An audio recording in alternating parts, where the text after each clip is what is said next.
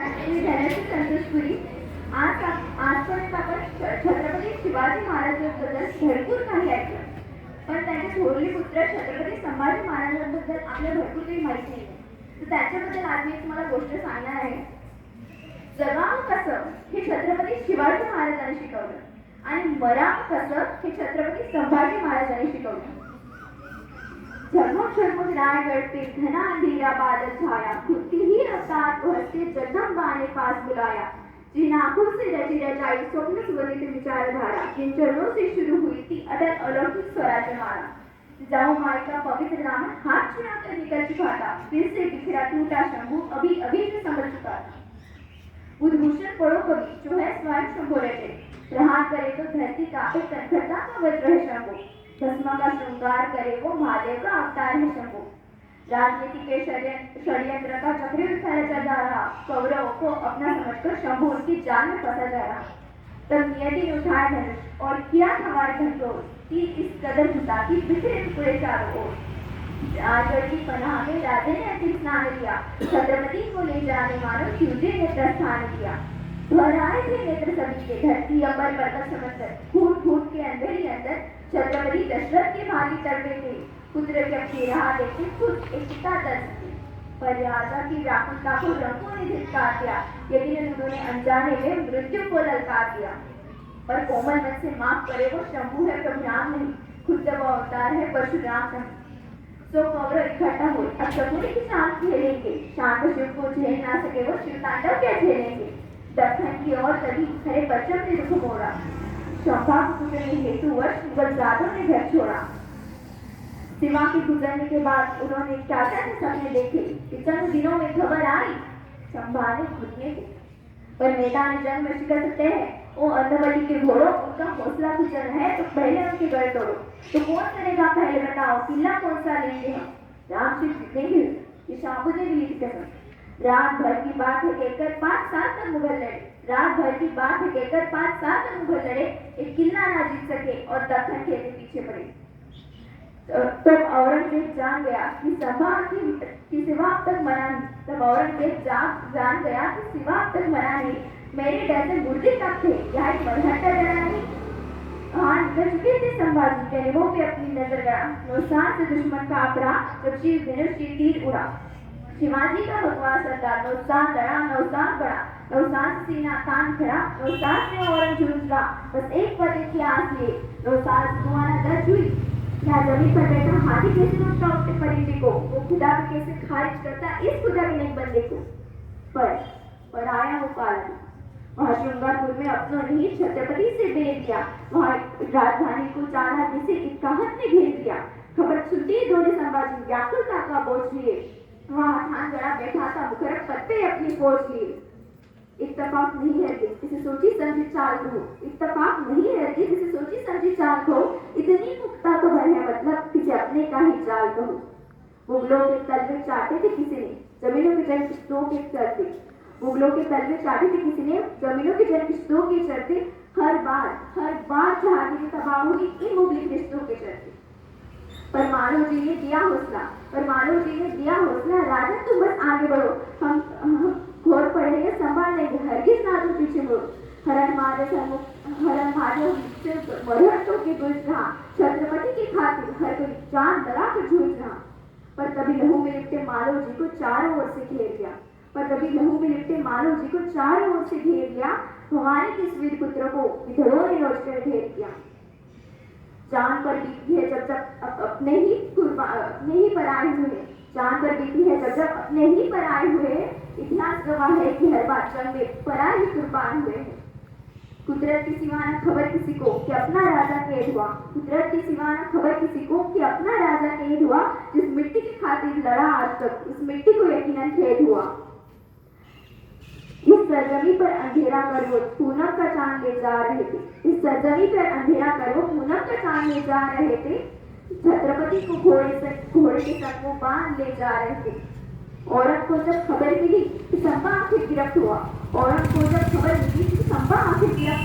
Mutton कहाँ ऐसे जैसे खुद ही के से रिक्त हुआ. ले आओ उस काफर को, वही करेगा फैसला, कुछ समय की दरकार है. पर संभा को कैद करने का मतलब मुकर्रर बच्चे से जानता था। पर संभा को कैद करने का मतलब मुकर्रर बच्चे से जानता था। अगर किसी को खबर लगी तो खतरा से तेज जानता था। मरहट्टों के डर से मुझसे रात रात से जाग रहे, अपने मुल्क की ओर सभी तुम दबा कर भाग रहे। आखिर आ गई वो मरीज घड़ी, चारों ओर की भीड़ खड़ी। आखिर कौन है संभा, देखे तो कैसा दिखता है, देखे तो कोई गालियां दी कोई ठोक रहा, कोई सर पर पत्थर फेंक रहा, पर मौजूद किसी की मदद जो आंखों में उसके देख रहा। 23 साल बाद संभाजी औरंग के सामने पेश हुए। 23 साल बाद संभाजी औरंग के सामने पेश हुए। नजारे का इस लुप्त गाने गुलजाते खामोश हुए। 100% यकीन था सबको कि संभाजी घुटने टेकेगा। 100% यकीन था सबको कि संभाजी घुटने टेकेगा। जहां पना के कदमों में वो अपना राजमुकुट फेंकेगा। पर औरंगजेब जानता था कि नजर नहीं झुकने वाली, पिता की बातें लड़ेगा जब तक धड़कन नहीं रुकने वाली।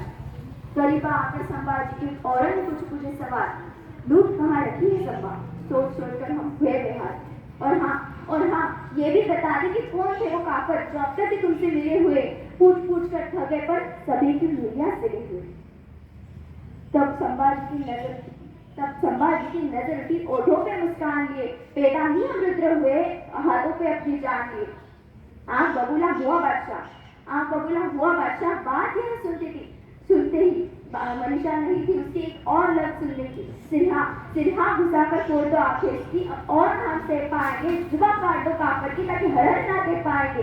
नाखून उखाड़ो खाल उधेड़ो जब तक ना घुटने टेकेगा, हमसे बगावत का नतीजा आज जमाना देखेगा। एक दो दिन नहीं 40 दिनों तक आकर के हुक्म पर अमल हुआ। हर रोज औरंग पूछ रहा, क्या झुकने को वो कबूल हुआ? पहले तुमको हाथ मुबारक, 4 साल तुम खेल रहे, सिर्फ जिस्म काटा है तुमने, संभाजी तुम भूल रहे। बचपन से दर्द सहार वो, उसके लिए कोई नई बात नहीं। कलेजा नहीं उसका, एक पत्थर का एक गोला है जिसे भूतकाल में नियति ने बेदर्दी से टटोला है। इतनी न्याय के पढ़ के भी मुगलों के पल्ले पड़ा नहीं। इतिहास खुद सबूत है कि शस्त्र शास्त्र से बड़ा नहीं। नजर की रोशनी छीनी पर नजरिया ना तुम छीन सके, कहो कि अपनी काया नजर उसके नजरों में ना दे सके। आखिर सर कलम का हुक्म सुनाकर खुद के घमंड को मार गया।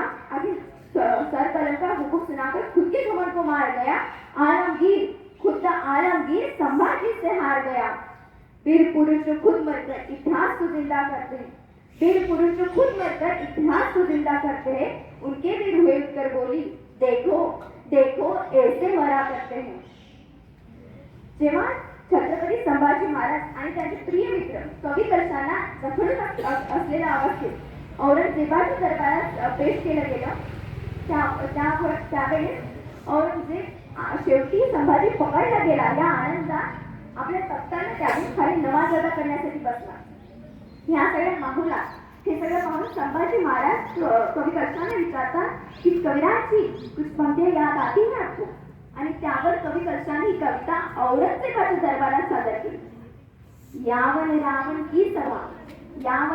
की सभा शंभो बंध्यो बजरंग, लहू लसत सिंदूर सम खूब खेलियो रणरंग। राजन तुम हो साजे खूब लढइयो तुम जंग, त्यो तुम तप तेज निहार के तख्त तेज औरंग। या ओळीचा अर्थ असा की ज्याप्रमाणे हनुमानाला बांधून असलेल्या अवस्थेत रावणाचं सगळं उभं केलं गेलं, त्याचप्रमाणे शंभू राजांना यावनांचं म्हणजे मुघलांचं सगळं उभं केलं गेलं। ज्याप्रमाणे रक्ताळलेल्या अवस्थेत ज्याप्रमाणे शेतूर आपण हनुमानाला फासतो, त्याचप्रमाणे तुम्ही सुद्धा रक्ताळलेल्या अवस्थेत आहात। तुम्ही रक्ताचे रंग रणांगणात उधळतात आणि ज्याप्रमाणे सूर्याच्या तेजामुळे काजळे सुद्धा लुप्त होतात, त्याचप्रमाणे तुमच्या तेजाला पाहून औरंगजेब खुद्द आलमगीर औरंगजेब आपले तख्त त्यागून खाली बसलाय। यावन रावण की सभा शंभो बंध्यो बजरंग, लहू लसत सिंदूर सम खूब लढइयो रणरंग। राजन तुम्ही हो साजे खूब लढइयो तुम जंग, त्यो तुम तप तेज निहार के तख्त तेज औरंग। धन्यवाद।